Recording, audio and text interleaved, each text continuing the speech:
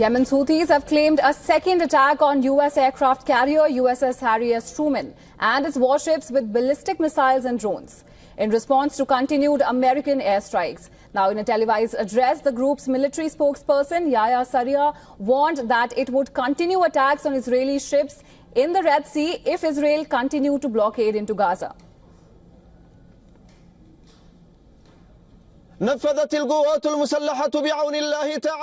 The armed forces, with the help of God Almighty, carried out a qualitative military operation targeting the American aircraft carrier USS Harry Truman and its accompanying warships in the northern Red Sea, using 18 ballistic and cruise missiles and drones in a joint operation carried out by the Missile Force, Drone Air Force, and the Naval Forces.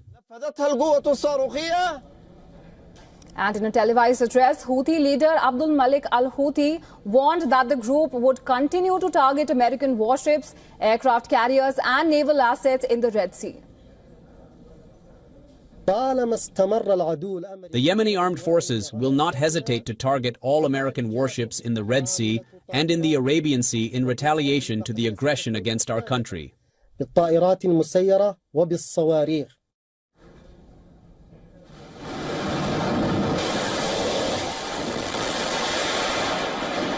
Meanwhile, U.S. National Security Advisor Mike Waltz has said that the American airstrikes targeted multiple Houthi leaders and took them out.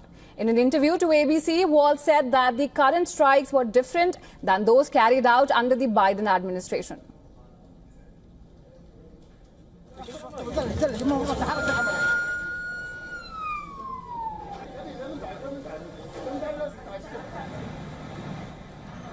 The difference is these were not kind of pinprick, back and forth, what ultimately proved to be feckless attacks. This was an overwhelming response that actually targeted multiple Houthi leaders and took them out. And the difference here is, one, going after the Houthi leadership, and two, holding Iran responsible. Meanwhile, Defense Secretary Pete Hegseth has said that the U.S. strikes would stop once the Houthis stop attacking American ships. In an interview to Fox News, Hegseth said, and I quote, "The minute the Houthis say we'll stop shooting at your ships, we'll stop shooting at your drones. This campaign will end, but until then, it will be unrelenting." Well, the U.S. has vowed to keep hitting Houthis until shipping attacks stop. In a video released by the U.S. Central Command, fighter jets were shown taking off from an unidentified location.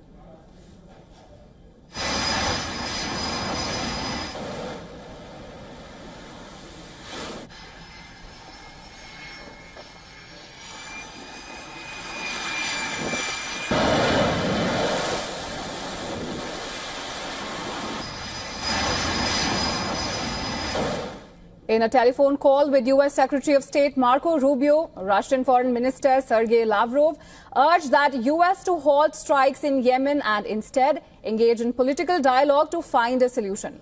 The American airstrikes have killed at least 53 people so far. The attacks have raised chances of retaliatory strikes by the Houthis.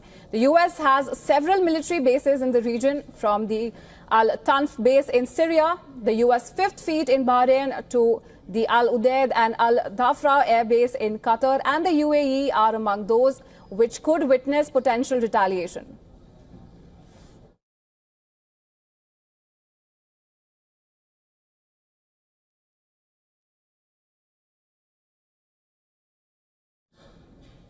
And we are joined by Professor Charles David Freilich, who is the former Deputy of National Security Advisor in Israel and a Senior Fellow at INSS in Tel Aviv and Professor at Tel Aviv University. He joins us from Tel Aviv. Thank you so much, Professor Freilich, for joining us on this broadcast today. My pleasure.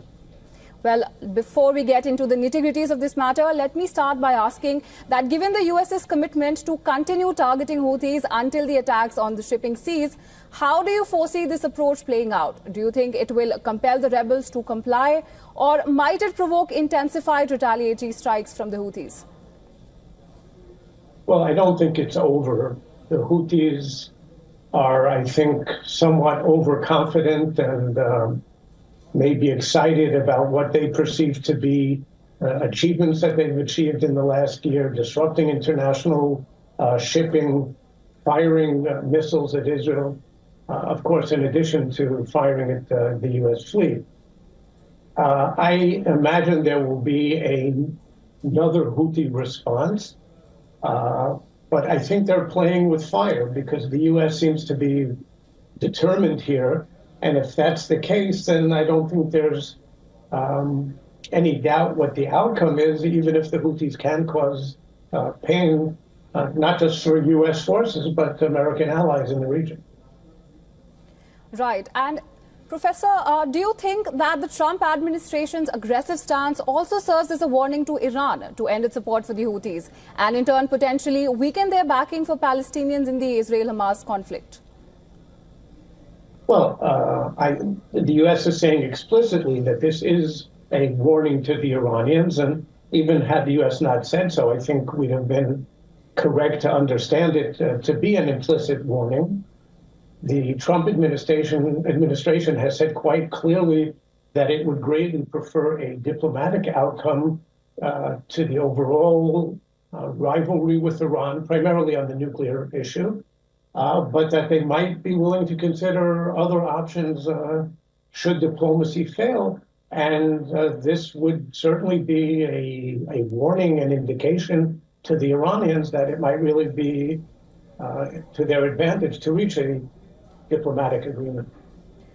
Right, Professor, and thank you so much for joining us on this broadcast and sharing your perspective with us. Thank you.